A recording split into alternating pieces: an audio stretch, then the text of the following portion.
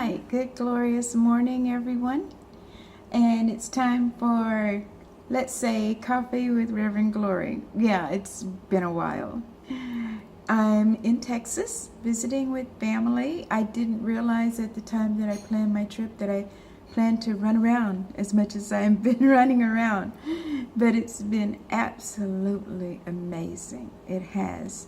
Lots of time with family and connecting and friends, and I just realized that there's so much love all around me, always. I'm blessed with beautiful and wonderful and brilliant grandchildren, of course, as we all are. We think that they can walk the water. Actually, they can. I'll explain that another time. I do believe they can. I know that they can. And I'm blessed with beautiful children, sons, that I've had time to share with. And those that I did not even give birth to, who are reaching out to me over the distance to say, should I do this or should I do that?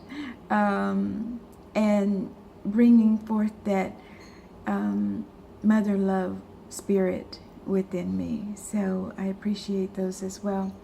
And then, of course, reaching into the lineage and into the ancestry, having time with my aunt and uncle, okay, who are in their 80s, and just love and wisdom and guidance all around. And coming back to Texas, getting a few moments to dig back into my original roots and my heritage, and coming back this morning into I'll just say where I came from with faith, okay, and what I've learned from all these wonderful loving creatures that I'm surrounded by.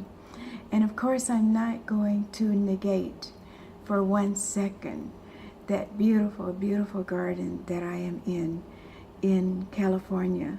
So when you listen to this video, those of you who know me on the West Coast, okay, this is for you too, because being transplanted out there and having some episodes that really did not turn out quite the way I expected, but to land in the beautiful garden that I refer to as my extended family and friends, and recognizing your love and nurture and acceptance. You have helped me kick the sides out of the box, all of you, and especially some of you, and you know who you are. I thank you for the healing place, okay, to allow me to kind of come and go and explore, and then teaching me. Oh my gosh, you have been such a benefit in my life. And so I'm going to click on something. You'll start hearing this song play in the background. It's an old song, but when I pulled up the words this morning, they definitely became my prayer, okay? And it's a song by Lionel Richie, Jesus is Love. And I'm going to talk a little bit while this plays in the background. But what I want you to remember as we listen to this, that our prayer should always be that our entire existence, our universe, our world, our nation, all the children of God, as we all are. It is our prayer that we learn to love one another. One of the things that I thought about this morning is that as we pray for one another, and in the Bible it says pray for one another unceasingly, okay? I want you to recognize that as you pray one for another, Listen to those words. You are praying one for another. As we pray for what we think is our brother or our sister, we are praying for ourselves. Okay? You're praying for the one first, because as your heart sends out that cry, sends out that empathy, sends out that connection with your fellow man, okay? Then the words, the positive words, the words that create that faith, because the Bible also says faith comes by hearing and hearing by the word. So as we verbalize those needs for one another, those needs that we see in another, those needs that we hear of from another. Now, some of us have friends who maybe are looking for a home, or who are looking for a job, or who are looking for an increased measure of health. Is that not also a cry within your heart for yourself? Okay? The Bible also says, if two of you agree as touching anything. Okay?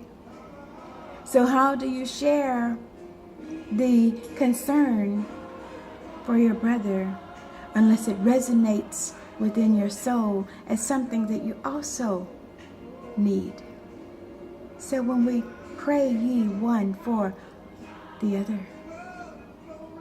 then you see the I am in you that is the I am in them. Come on, work with me here. Recognize that we are one spirit. And let that spirit within you be love and light. Okay? As you are connected with the universe and with the earth in this physical presence. And so when we listen to this song, the words of this songs, we're recognizing the term Jesus is love. And so we're not so infatuated or insaturated with the longing for the return of a physical being. We are longing for the returning of the collective consciousness of the Christ. Now, I've been saying do it 3G for years and years and years, giving God glory. But I think now I'm about to start saying do it 3C. Let your prayers be for the collective consciousness of the Christ within you. Okay? And if we translate the term Christ, then we're going to translate that to perhaps atonement, at-one-ment. You've heard this before. Or the anointing. Still puts us at one-ment with spirit. Okay? And that is what we are looking forward to. That and that alone is our salvation. How can we be saved? Only by the love and the light that we allow to grow and flow from our hearts and minds toward one and the other. Okay? So I implore you today to allow the consciousness of the Christ to rise up within you.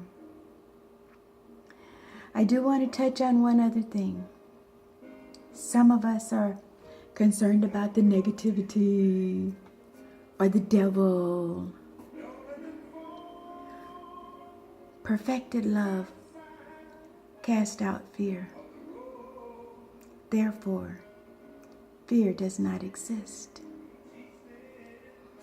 So where is the devil when the light walks into the room? Exposed. Exposed. as long as you are stumbling around in the darkness that is within you, as long, let me just, I don't want to point out to you guys, as long as I'm stumbling around the darkness that is within me, okay? Maybe I can't see all the messed upness that's going on inside of me. Maybe I'm not familiar with it. But when someone walks into my life and turns on the light of love, see where I'm going? Then I can see my messed upness. And I have a decision to make. Whether I want to stay in that clutter and that chaos and that messed upness, because I have free will choice. I can stay in it as long as I want to. Walk around it, okay? Muddle through it. I can make a decision to say, Lord, help me. I see. For you, my darlings, are merely a reflection of me. And I truly desire to be a reflection of you and all of the beauty and all of the wonder and all of the gloriousness that you bring into my life. And sometimes you bring it just by asking me to pray for you. And so it is. Jesus is love.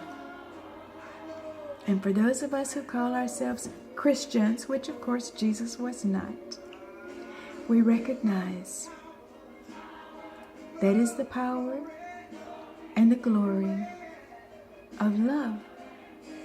That is in the truth of what the Christ taught us. For what the at one meant means to each of us individually and collectively. May we reach out today for the collective consciousness of the Christ as we pray one for another. And so today, from Texas to California, and I've got a son out on the East Coast too, so we got it covered. May the glory of the Lord be upon us. And may we celebrate and embrace one another in gratitude, in joy, in health, in abundance, in faith that comes by hearing and hearing by the word. So whatever you do in word or deed, do all to the glory of God. Lift up that sister that's standing in front of you, or the one that has fallen behind you or at your side. Do it 3G and do it 3C. I'm going to have to pick one of those, aren't I? Well, anyway, that's about enough of that from Texas, because I'm headed to pick up a grandchild and go to the beach. This is a most glorious life. I wish you could have some of it. Matter of fact, I'll send it to you now in my prayers. Now, remember, I love you all.